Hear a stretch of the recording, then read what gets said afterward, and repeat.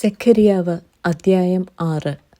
ഞാൻ വീണ്ടും തലപൊക്കി നോക്കിയപ്പോൾ 2 പർവ്വതങ്ങളുടെ ഇടയിൽ നിന്ന് 4 രഥം പുറപ്പെടുന്നത് കണ്ടു.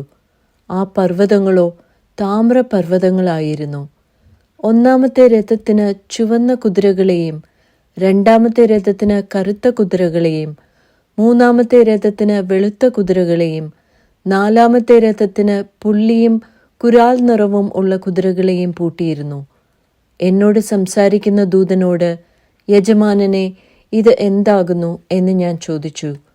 ദൂതൻ എന്നോട് ഉത്തരം പറഞ്ഞത്, ഇത് സർവ്വഭൂമിയുടെയും കർത്താവിൻ്റെ സന്നിധിയിൽ നിന്ന് പുറപ്പെട്ടു വരുന്ന ആകാശത്തിലെ 4 കാറ്റാകുന്നു.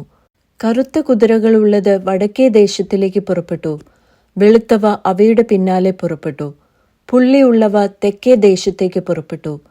കുരാൽ നിറമുള്ളവ പുറപ്പെട്ട് ഭൂമിയിൽ ഊടാടി സഞ്ചരിപ്പാൻ നോക്കി. നിങ്ങൾ പോയി ഭൂമിയിൽ ഊടാടി സഞ്ചരിപ്പിൻ എന്ന് അവൻ കൽപ്പിച്ചു. അങ്ങനെ അവ ഭൂമിയിൽ ഊടാടി സഞ്ചരിച്ചു. അവൻ എന്നോട് ഉറക്കെ വിളിച്ച്, വടക്കേ ദേശത്തേക്ക് പുറപ്പെട്ടിരിക്കുന്നവ വടക്കേ ദേശത്തെങ്കിൽ എൻ്റെ കോപത്തെ ശമിപ്പിച്ചിരിക്കുന്നു എന്ന് പറഞ്ഞു. യഹോവയുടെ അരുളപ്പാട് എനിക്കുണ്ടായതെന്തെന്നാൽ, നീ ഹെൽദായി, തോബിയാവ്, യെദായാവ് എന്നീ പ്രവാസികളോട് വാങ്ങുക. അവർ ബാബേലിൽ നിന്ന് വന്നെത്തിയിരിക്കുന്ന സെഫന്യാവിൻ്റെ മകനായ യോഷിയാവിൻ്റെ വീട്ടിൽ നീ അന്നു തന്നെ ചെല്ലണം. അവരോട് നീ വെള്ളിയും പൊന്നും വാങ്ങി കിരീടമുണ്ടാക്കി മഹാപുരോഹിതനായി യഹോസാദാക്കിൻ്റെ മകനായ യോശുവയുടെ തലയിൽ വെച്ച് അവനോട് പറയേണ്ടതെന്തെന്നാൽ, സൈന്യങ്ങളുടെ യഹോവ ഇപ്രകാരം അരുളി ചെയ്യുന്നു, മുള എന്ന് പേരുള്ളൊരു പുരുഷനുണ്ടല്ലോ, അവൻ തൻ്റെ നിലയിൽ നിന്ന് മുളച്ചു വന്ന് യഹോവയുടെ മന്ദിരം പണിയും.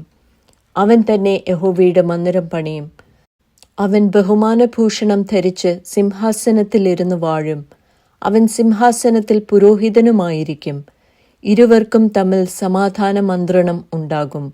ആ കിരീടമോ ഹെലേം, തോബിയാവ്, യെദായാവ്, സെഫന്യാവിൻ്റെ മകനായ ഹേൻ എന്നിവരുടെ ഓർമ്മയ്ക്കായി യഹോവയുടെ മന്ദിരത്തിൽ ഉണ്ടായിരിക്കണം.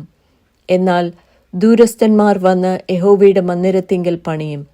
സൈന്യങ്ങളുടെ യഹോവ എന്നെ നിങ്ങളുടെ അടുക്കൽ അയച്ചിരിക്കുന്നു എന്ന് നിങ്ങൾ അറിയും. നിങ്ങൾ ശ്രദ്ധയോടെ നിങ്ങളുടെ ദൈവമായ യഹോവയുടെ വാക്ക് കേട്ടനുസരിക്കുമെങ്കിൽ അത് സംഭവിക്കും.